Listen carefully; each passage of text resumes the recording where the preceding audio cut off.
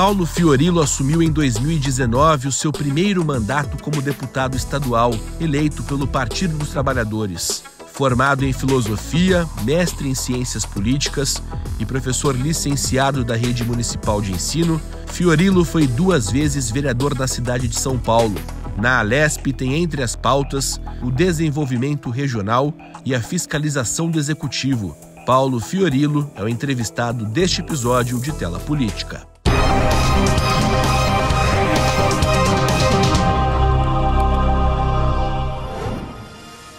Deputado, agradeço muito a participação do senhor aqui no Tela Política com a gente. Eu é que agradeço, muito obrigado. Quero tocar no assunto fake news. O senhor entrou com uma representação no Ministério Público denunciando um secretário de Estado sobre o caso Antonov. Qual que é a leitura que o senhor faz tanto da fala quanto do desenrolar de toda essa história envolvendo uma fala de um secretário do governo tão importante que é o governo do Estado de São Paulo? Então, na realidade, eu acho que o secretário cometeu um grande equívoco, porque ele não dialogou, ou ele não checou se dialogava ou não com representantes autorizados, e depois a gente viu várias informações e desinformações ao longo da semana. Antonov dizendo que não tinha representante, depois dizendo que tinha. Na realidade, o documento que foi apresentado ao secretário é assinado por um escritório de advocacia aqui de São Paulo e por uma outra pessoa daqui. E a conversa que eles tiveram foi com o ex-embaixador da Ucrânia. Então, portanto, uma coisa muito confusa. E o secretário, possivelmente, pela falta de experiência, eu espero que seja por isso, porque aí o Ministério Público vai investigar se houve má-fé, dolo e produção de fake news, deve tomar as medidas necessárias. Na minha opinião, o secretário acabou cometendo um equívoco, até porque, segundo as informações, nem procurou a Secretaria de Comunicação para poder fazer a nota, acabou tomando as suas medidas que ele achava que eram medidas corretas. E aí a gente percebeu um grande fake news envolvendo a Ucrânia, envolvendo Antonov, envolvendo o governo do Estado e o governo federal. Porque o que motivou, inclusive a minha representação, foi diálogos de deputados aqui, reproduzindo a fake news, dizendo, ó, tá vendo a fake news? O governo Lula, com as suas falas, impediu um investimento de 50 bilhões do Estado, que não existia, ou que havia possibilidade de até existir. Agora, ao final a gente tem um áudio do ex-embaixador dizendo o Estado de São Paulo não tinha interesse no investimento do Antonov, porque eles queriam uma carta, nunca vi isso. Então, acho que teve grandes barberagens, espero que o MP apure para saber se além das barberagens não teve má-fé e a produção de fake news. O senhor acredita que vai ter um desenrolar essa história ou vale mesmo pelo barulho, pelo holofote essa questão? Eu espero que tenha e espero que o governador e o próprio secretário se manifestem dizendo o que ocorreu de verdade. Até porque o governador chegou a dizer que exoneraria o secretário. Jornais da capital publicaram isso. Então, é preciso que haja de fato o final desse processo para que se tenha a verdade restabelecida. Pegando o gancho sobre fake news, a gente sabe que o assunto do momento no Congresso é a questão envolvendo o PM da fake news. As plataformas digitais como o Google têm batido muito contrários a isso. Outros setores da categoria realmente acabam dizendo que é necessário. Qual é a leitura do senhor em relação a esse momento que o Brasil está vivendo? Eu acho que o que a gente assistiu agora recentemente, em especial por conta das plataformas, fica muito clara a necessidade que a gente tenha de fato uma legislação que possa impedir o uso e o abuso de produção de fake news, de distribuição de fake news. Quem é que tem se colocado contrário? Bolsonaristas, as big techs e uma parte dos evangélicos. Uma parte, porque a gente teve manifestações favoráveis de evangélicos, dizendo que era preciso, de fato, coibir a produção de fake news. Então, está na hora do Brasil dar um passo importante para combater o que, na minha opinião, é um equívoco e um erro e que faz mal para todo mundo, faz mal para a sociedade, faz mal para a política, faz mal para as pessoas, que muitas vezes sofrem porque são alvos desse tipo de produção de fake news e que acabam tendo grandes problemas na vida. Qual que o senhor acha que vai ser o resultado de todo esse debate? O Brasil está preparado para esse debate? Primeira pergunta. E já emendo uma na sequência. O Congresso vai conseguir realmente fazer isso passar? Primeiro é necessário ler que o Congresso é um Congresso mais conservador. Mas eu acho que o Brasil já avançou muito. Esse é um debate que se arrasta há alguns anos. Então é possível, e eu acho que é necessário, que se avance para aprovar. O relator tem dito que precisa fazer alguns ajustes. Se ele vai fazer ajustes, é importante que faça, mas é importante que a gente tenha, de fato, uma lei aqui no país para poder regular essa questão da produção, para impedir a questão da produção de fake news. Quero falar um pouco sobre a relação executivo-legislativo. O governo de Tarcísio de Freitas é um governo que está começando ainda. Alguns pares do senhor dizem, inclusive, que é um governo que não mostrou o que veio. O senhor concorda com essa afirmação? E de que forma que o PT, enfim, a federação deve enxergar o governo Tarcísio nos próximos anos? Primeiro, é preciso entender que o governo Tarcísio já mostrou o que veio. Ele quer entregar o Estado. Aliás, ele tem uma sanha, muito maior do que o do Dória. É só observar agora, ele recuou na campanha eleitoral com relação à Sabesp e depois volta com tudo para poder entregar uma empresa superavitária, que tem 5 empresas fotovoltaicas, que fornece água e tratamento de esgoto para 375 cidades do estado, que tem um patrimônio, um ativo de 57 bilhões, que vale mais de 40 bilhões, e ele quer entregar. Aliás, vai entregar. E nós vamos ter dificuldade principalmente com as pequenas cidades, que não são rentáveis, não são lucrativas. A gente está vendo um movimento contrário no mundo. Cidades como Berlim, mesmo Buenos Aires, estão devolvendo as empresas para o Estado que foram privatizadas, que tiveram concessões. Então é preciso entender esse Tarcísio, que é um cara que quer entregar resultados, bater o martelo. Independente se o martelo que ele bateu ou não, vai dar certo. Porque a primeira que ele entregou, que é o Rodoanel, tem problemas. A gente já entrou com ação questionando, porque quem ganhou foi uma empresa de investimentos. Eu nunca vi empresa de investimento fazer obra. Agora no Brasil virou moda. Então nós estamos questionando. E essa empresa de investimento tem relação com outras empresas que já gerenciam trechos do Rodoanel e que estão no estado falimentar. Então nós precisamos apurar isso. Então primeiro o desenho. O Tarcísio, assim, está claro o que veio. Veio para entregar o Estado e veio para tentar se credenciar para ser possivelmente candidato a presidente da República, até porque o risco do Bolsonaro se tornar inelegível é muito grande, é só ver o que está acontecendo. A gente viu agora essa questão do certificado de vacina, de burlar mais uma vez essa questão sanitária, o que é um crime e que precisa ser apurado. Então, primeira coisa é essa. Segunda, o Tarcísio ainda não deixou claro de que forma vai governar.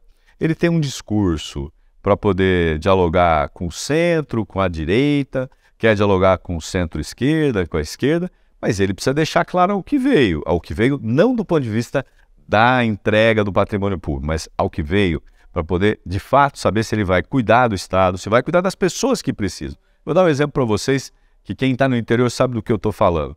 Os prefeitos tinham lá um programa que contratava pessoas para trabalhar, o Estado pagava, era uma bolsa. Cortaram. Eu visitei agora recentemente cidades da região noroeste em que o prefeito teve que demitir mais de 100 pessoas que trabalham nesse programa. É isso que o governo quer? Entregar o patrimônio público e não cuidar das pessoas? Fechou bom prato nos primeiros 100 dias do seu mandato, cortou programas com psicólogos nas escolas, num momento crítico. Então, esse é o governo Tarcísio, um governo que tem um olhar para a privatização, quer se projetar para ser presidente, mas não está preocupado com o povo que mais precisa. É possível ter uma relação republicana com ele? No parlamento sempre é preciso ter uma relação republicana. Mas é possível? É preciso, mas é possível? É preciso, é possível, e a relação republicana significa você questionar secretário que produz fake news, você denunciar, por exemplo, projetos de lei que vêm para casa, que na realidade são verdadeiras pegadinhas. Eu vou dar um outro exemplo para vocês. A gente recebeu o projeto de lei de aumento dos militares. O problema é que ele dá com uma mão e pior do que o Dória, está tirando com as duas. Porque ele aumenta a alíquota do desconto da Previdência para os inativos. O cara que pagava R$54 vai pagar 800, 15 vezes mais. Então, que governo é esse que diz que está preocupado com os policiais? No caso dos inativos é grave, porque ele está cobrando muito mais. No caso dos ativos também vai aumentar, porque ele passa a cobrar na totalidade. Então, é possível dialogar? Claro, mas é possível dialogar e, como oposição, mostrar o que está errado, cobrar para melhorar e, se não for possível, denunciar. O senhor fez, desde o início da nossa entrevista, 2 falas em relação ao ex-governador João Dória. João Dória era mais flexível em relação a esse trato com a Assembleia? Ainda é cedo para fazer a comparação em relação a Tarcísio? O João Dória, ele traz da experiência como prefeito a ideia de fazer reuniões mensais com o Legislativo. Isso não significa ouvir o Legislativo, significa cumprir uma tabela, uma agenda. E ele tinha uma outra coisa, o João Dória era inflexível numa coisa, ele queria ser presidente da República, então ele só pensava nisso. É verdade que ele teve posições importantes no momento de crise do país, quando defendeu a vacina. Por outro lado, cometeu vários erros, vários. aumentar a ICMS, fazer uma disputa com o presidente da República que não ajudou. Agora, esse é um problema do João Dória. O Tarcísio, ele dialoga com esse segmento da extrema-direita, do bolsonarismo raiz, e tenta dialogar com outros segmentos. Tá? Essa é a diferença dele. Agora, diferente do João Dória, o Tarcísio ainda precisa mostrar o que ele quer com o Estado de São Paulo. Além de entregar as empresas. Falando do Estado de São Paulo e falando de política, a gente tem um Estado governado por quase 3 décadas pelo PT, pelo PSDB, melhor dizendo, e agora pelos republicanos. Qual a dificuldade que o PT tem em conseguir convencer o povo paulista? Perfis variados, já teve Genuíno, já teve José Dirceu, já teve Haddad, enfim, e não consegue emplacar um nome. Onde está o erro? Eu acho que, na verdade, a gente tem amadurecido. Você citou alguns exemplos, o Genuíno foi para o segundo turno com o Alckmin, e agora o Haddad foi para o segundo turno com o Tarcísio, e com grandes chances de ganhar a eleição. Eu acho que é um processo de amadurecimento. O PT passou por um momento difícil, a gente diminuiu muito o número de prefeituras, hoje a gente tem 4 prefeituras no estado, 2 no interior, prefeituras importantes, Araraquara e Matão, e 2 na região metropolitana, Diadema e Mauá. Mas nós já tivemos mais prefeituras, nós já tivemos quase 40 prefeituras no interior, nós administrando cidades como Araçatuba, São Carlos, Campinas. Então nós temos grandes chances de voltar agora, nesse próximo processo eleitoral, de ter novas prefeituras, de ter mais vereadores e de poder fazer uma disputa equilibrada na próxima eleição para governador e com chances do PT ganhar no estado. Então, o antipetismo está perdendo força aqui no estado? Eu acho que se a gente olhar o processo eleitoral e o resultado eleitoral, mostra um pouco isso, né? O Haddad para o segundo turno já é um exemplo disso. Agora falando um pouco do visão nacional, a gente tem, claro, a política tem que ter um pouco de autocrítica para conseguir realmente avançar, como o senhor está dizendo. Qual é a leitura que o senhor faz de uma visão crítica do governo Lula nesse começo de mandato? Primeiro, acho que é importante entender o governo Lula no contexto do país. A gente tem um país polarizado, a gente teve um governo anterior que destruiu políticas públicas, destruiu. Então, Minha Casa Minha Vida, mais médicos, o programa de vacinação nacional. A gente pegou um país quase que como terra arrasada. Então, a grande dificuldade é reconstruir esse país. Esse terceiro governo do Lula não tem nada a ver com os outros dois. Em que pese o Lula ganha numa disputa com o PSDB tinha responsabilidade, inclusive, de manter as contas equilibradas. Esse governo que a gente pega, ou a sucessão do Bolsonaro, é terra arrasada e, portanto, o Lula tem as suas dificuldades. Eu disse aqui, a gente tem um problema com o Congresso, é um Congresso mais conservador. Portanto, haverá uma dificuldade maior para poder compor uma base. A gente está vivendo isso. Agora, acho que o governo Lula tem grandes chances de avançar. Eu não diria que é uma autocrítica, mas eu acho que é uma coisa que o governo precisa fazer, que é construir uma grande maioria dialogando com vários segmentos e vários setores. Esse é o grande desafio que está colocado. Já fez isso na composição do governo? Fez, quando levou Tebet, Alckmin, Márcio França, Marina, mas é possível e é necessário ampliar essa base de apoio. Essa pluralidade, o senhor acredita que vai ser mantida ao longo dos 4 anos? Eu acredito, espero, torço e luto por isso, porque isso é fundamental para o país sair dessa polarização. E uma polarização que, infelizmente, ela vem sendo acirrada pelos bolsonaristas com fake news, com mentiras, e que nós precisamos combater o tempo todo. O senhor falou, batendo muito nessa tecla da fake news, a gente sabe que esse é um problema muito grande aqui do nosso país. O brasileiro em si, o cidadão comum, está preparado para essa discussão? Ou essa é uma discussão realmente que está na esfera política, que o cidadão comum não consegue chegar, não consegue entender? Eu acho que uma parcela da população já entendeu. Quando ela percebe as suas crianças correndo risco de ter problemas de invasão em escolas, de ter algum maluco entrando numa escola para matar crianças e professores, como a gente viu em São Paulo, como a gente viu no Sul. Então, uma parte da população já entendeu. Esse instrumento que a gente tem, o celular que a gente usa, ele pode ser usado para o bem, mas infelizmente uma parcela usa para o mal. E não é só no Brasil.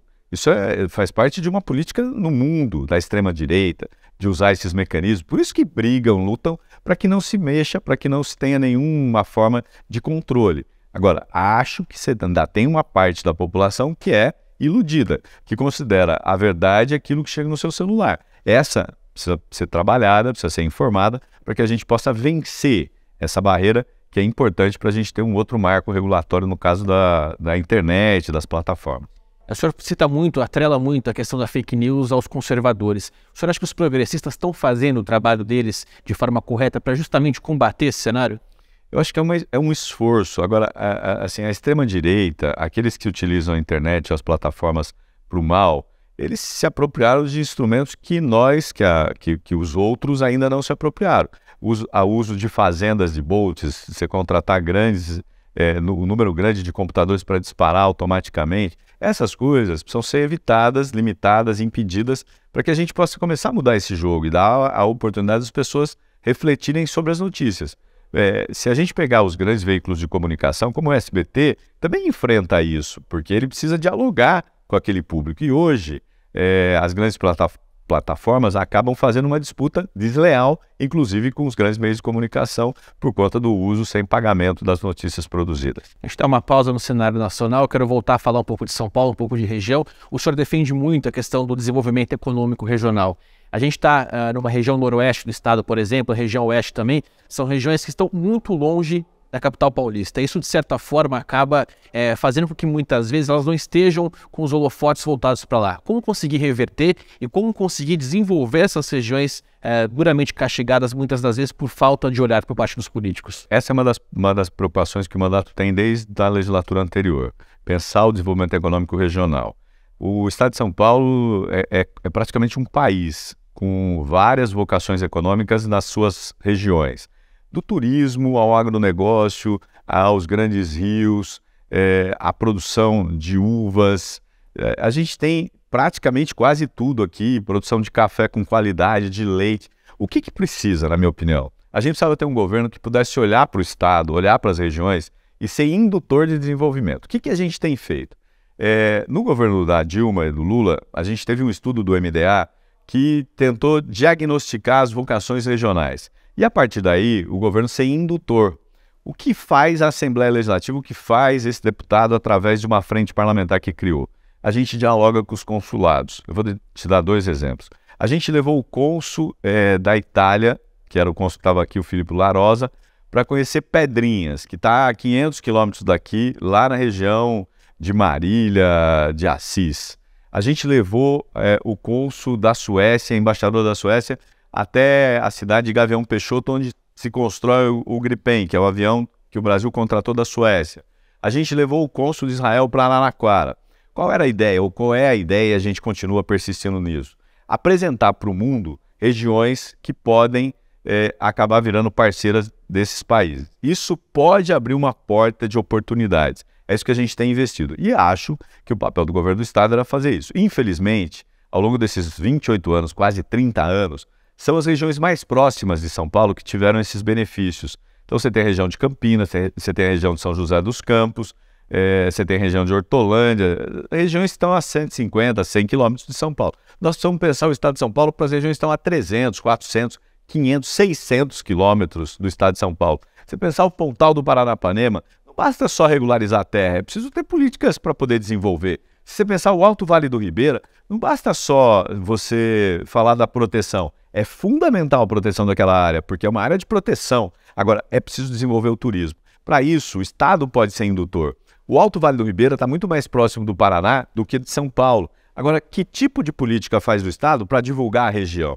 Então, esse é o grande desafio do ponto de vista do desenvolvimento econômico regional. É discutir as vocações, ter um diagnóstico e buscar as pessoas para investir. Isso muda a realidade da região, gera emprego, cria melhores condições de vida e melhora a condição das prefeituras. Hoje as pequenas prefeituras vivem com o pires na mão, pedindo emenda para deputado estadual, para deputado federal e dinheiro do governo do estado. Nós precisamos dar condições dela ter também arrecadação própria para melhorar a qualidade de vida das pessoas. O programa de municípios de interesse turístico foi amplamente divulgado nos últimos anos, o número de títulos distribuídos aumentou. É suficiente isso? Isso é uma política pontual, porque você dá um recurso para o prefeito, ele vai construir, sei lá, um mirante. Portal de entrada. Portal não atrai pessoas. Você precisa ter política de levar mais gente, de levar empresas. Vou dar um exemplo que eu vi na região noroeste do estado. Fazendas de placas solares. Bom, hoje você tem a necessidade do país buscar alternativas energéticas, matrizes energéticas. As placas fotovoltaicas, a questão do nitrogênio. Então você precisa pensar nisso e pode trazer parceiros. Eu tive agora recentemente no Japão E eles estão desenvolvendo tecnologia para produzir nitrogênio, eles estão desenvolvendo tecnologia para carro, ônibus, para usar nitrogênio. Então a gente precisa aproveitar o que o mundo tem e trazer para cá, trazer para essas regiões. O MIT é importante, os municípios de interesse turístico? Claro que é, mas é preciso mais do que isso. Não adianta eu dar R$600 mil por ano e o prefeito não ter uma política de desenvolvimento regional. Porque uma cidade é uma ilha, ela não é uma ilha. Uma cidade está conurbada com várias outras cidades e a gente tem que pensar a região. Como desenvolver essas regiões com desafios logísticos, com desafios aí, até mesmo populacionais que não consigam atender, suprir a demanda de mão de obra, por exemplo? Então, a primeira coisa, por exemplo, na questão de mobilidade. Tem regiões que o Estado deveria investir muito mais nas estradas. Eu vou pegar o Alto Vale do Ribeira. Você tem várias estradas que não tem asfalto. Então não adianta fazer um programa pontual. Você quer desenvolver o vale? Vamos asfaltar. Tem duas coisas no vale. Asfaltar, então mobilidade e conectividade. Então você tem que dar condições do cara ir lá e postar. O cônsul da Itália, quando foi, falou, pô, eu queria postar as imagens daqui, mas não tem sinal. Então a gente tem feito um grande debate com a Vivo, com a TIM, para poder levar torres. Agora, de quem deveria ser o papel do Estado? O que o Estado poderia fazer no caso das operadoras? Propor incentivo. Porque a operadora não quer colocar uma antena onde você tem 2.000 habitantes. Mas se o Estado der algum tipo de incentivo, ele poderia colocar. Você vai beneficiar 2.000? Não, você vai beneficiar muito mais, porque você vai atrair turista. Quem é que conhece a região do Vale do Ribeira? Quem é que conhece a região noroeste do estado, os seus rios, os seus passeios? Hoje você tem uma quantidade enorme de parques aquáticos. Região de Olímpia, por exemplo? Olímpia, que é um caso, mas você vai lá naquela região da noroeste ali, perto de Jales, de Fernandópolis, você tem outros que estão sendo construídos. Qual é a possibilidade de você levar o turista para lá? Se você der estrutura para ele, se você der estrada, se você der conectividade. Isso é uma parte, mas você tem outras. Você tem regiões que estão estruturadas, mas que precisam ter uma atração. Então, por exemplo, o governo do estado estava discutindo a possibilidade de construir aquelas plataformas de vidro para passeio embaixo e em cima. Pô, legal. Agora, você precisa fazer. Não adianta eu ter ideias, mas não materializá-las. Isso ajuda o turismo, isso ajuda a ter novas atividades econômicas na região. Agora, é possível? Claro que é. O estado é o estado mais rico da federação, tem muito dinheiro. Hoje tem mais de 20 bilhões em caixa. Falta vontade política, você acredita, deputado? Eu acho que falta vontade política, falta prioridade. Não adianta nada você pensar só em entregar o estado como faz o governador atual. Você precisa apresentar propostas concretas que possam melhorar a vida das pessoas. Esse é o grande desafio. Ana, deixa que o senhor falou do atual governador. Durante a campanha, as campanhas de Rodrigo Garcia e Haddad criticaram muito a questão do Tarcísio não ser paulista, não conhecer o estado de São Paulo. Nesse início de mandato, tem se confirmado essa teoria ou realmente, por enquanto, não tem sido um empecilho? O Tarcísio é um bom aluno. Já foi isso na campanha, de decorar, de repetir coisas e tal, mesmo cometendo alguns deslizes, de confundir as estações de trem e tal. Já cometeu outros como governador. Mas eu acho que esse é um detalhe hoje. Ele foi eleito, cabe a ele governar o estado que ele nunca trabalhou, nunca morou, mas que ele precisa conhecer e é uma tarefa que ele tem que desenvolver com muita rapidez para poder dar respostas. E a Assembleia Legislativa vai estar no calcanhar dele ali, fiscalizando e cobrando? Se você olhar esses 100 e poucos dias, a federação tem feito esse papel sempre dentro dos limites do parlamento, da disputa, que é cobrar secretários, governador, que é denunciar o que está sendo feito, como a gente fez agora. Então, a gente tem feito isso. Esse é o nosso papel, porque nós fomos eleitos para fiscalizar o governador. Uma outra pauta que o senhor tem bastante é a questão da habitação popular. A gente sabe que é um problema de grandes centros, como Campinas e São Paulo, obviamente, mas também se espalha pelo interior. A gente tem aí uma atuação do CDHU talvez um pouco lenta, principalmente no oeste e no noroeste do estado. Como reverter esse cenário? Então, primeiro, o Dória votou aqui na Assembleia a extinção do CDHU. E a gente foi contra, denunciamos. Porque o CDHU é um instrumento importante. Como reverte esses cenários? Primeiro, com os programas de habitação popular que agora o governo Lula está retomando, Minha Casa Minha Vida. Isso pode ajudar muito. E segundo, reforçando o CDHU para que ele faça a ponte com essas políticas habitacionais. Agora, é preciso ter republicanismo, né? Você precisa olhar onde demanda, quem precisa. Não pode ser para só beneficiar os amigos do EI. Então, a política habitacional precisa ser uma política de Estado, tanto do Estado de São Paulo como do país. E eu acho, e tenho certeza, que com a retomada do Minha Casa Minha Vida, a gente vai voltar a ter grandes conjuntos habitacionais no interior como a gente já teve. E eu conheço muitos que eu fui visitar e que foram instalados ao longo dos governos do PT, e agora a gente tem de novo essa oportunidade de novos conjuntos habitacionais para tentar mitigar essa defasagem que a gente tem nas habitações populares. O senhor acha que ter que recomeçar é um problema? Ou realmente é um novo momento de Minha Casa Minha Vida? É um novo momento. Acho que assim, o próprio Lula já disse isso. É preciso repensar a arquitetura dos imóveis, é preciso repensar as faixas de beneficiados. Você tem uma série de coisas novas que vão surgindo. E a experiência anterior mostra isso, né? Que você pode melhorar, você pode ter novos programas que possam ajudar as pessoas. Eu volto na questão agora Lula-Tarcísio. É possível, né? Tarcísio sinalizou no primeiro momento, queria dialogar com o presidente Lula, que realmente jogaria ali nos interesses de São Paulo como algo comum. E volto na frase do republicanismo, né? Eles têm uma relação republicana, o senhor enxerga isso de alguma forma? Não. Hoje o Tarcísio tem feito esse discurso, tem mostrado isso na prática com alguns deslizes. Mas vamos lá. Quando teve os ataques em 8 de janeiro, o Lula convidou todos os governadores. Todos foram. O Tarcísio tinha dúvida de ir, mas foi. Depois, quando teve o problema aqui no Litoral Norte, o Lula esteve lá com o Tarcísio. Então tem um diálogo republicano. É essa a diferença entre um governo republicano, que defende a democracia, de um governo que negou a democracia ou que tentou destruí-la. Porque daí você não tem país, não tem diálogo. O governo Lula e o governo Tarcísio entendem isso, do mesmo jeito que a oposição entende isso. O governador veio entregar aqui os dois projetos de lei, o do aumento dos militares e do aumento do salário mínimo. A oposição, representada pelos partidos que não o apoiam, estavam presentes. Por quê? Porque isso aqui é uma casa de leis para discutir. Ele traz o projeto, a gente estuda e discute. Já estamos apontando um problema com o projeto dos policiais, como apontamos do salário mínimo. Uma pergunta que eu já fiz para uma parte do senhor aqui na Alesp, e acho que é interessante trazer para nessa reta final da nossa discussão. O governador Tarcísio de Freitas tem dado holofote para a questão do aumento envolvendo os militares. O senhor acredita que essa é uma sinalização para a categoria que o apoia, ou é uma sinalização para uma melhoria da segurança pública? Não, ele optou em começar com essa categoria, ele podia optar por começar por outras categorias. Então, portanto, ele está dialogando primeiro também com o público que ele acenou, com quem ele dialoga, com quem o bolsonarismo dialoga. Justo, a categoria teve uma promessa do Dória, não teve o aumento. Injusto, porque ele propôs um aumento que é razoável, uma média 20%, mas ele aumenta o desconto dos inativos. Eu dei o exemplo aqui de quanto que um inativo vai pagar. Então ele deu com uma mão e tirou com duas. O Dória fez a mesma coisa, deu um aumentinho e ainda aumentou a contribuição previdenciária. Então é preciso parar com isso, parar com esse jogo, né, do perde-perde. E aí não serve só para os militares, serve para o pessoal da saúde. Hoje um funcionário da saúde de determinada categoria tem um salário de R$325 base. Como é que o governador defende um salário de R$1.550 e paga R$325 para um servidor da saúde? Ele só não ganha menos que o mínimo porque daí tem abono. Abono não é salário. Então nós precisamos fazer esse debate. E eu acho que é um debate necessário aqui na Assembleia. Para a gente encerrar, quais são as prioridades do mandato do senhor agora para os próximos anos? A gente tem atuado na questão do desenvolvimento econômico regional, que a gente já teve a oportunidade de dialogar. Eu tenho dialogado com vários cônsules.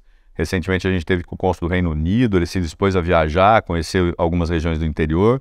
A gente quer levar alguns cônsules também para conhecer a periferia da cidade de São Paulo, que é importante. Tem o cônsul de Portugal que já se dispôs a isso. Então, a outra prioridade é de continuar esse diálogo internacional, porque eu acho que existe uma avenida grande que pode ser aproveitada, além da questão da fiscalização, tanto do orçamento como das ações do governo. Deputado, muito obrigado pela participação. Eu que agradeço, sempre à disposição de vocês. Lembrando que quem está acompanhando a gente, a 4ª temporada está recheada de boas entrevistas, tanto na esfera estadual quanto regional e, claro, na federal. Então, faço um convite para você acessar tela2.com.br e acompanhar cada uma delas. A gente espera uma próxima. Até mais.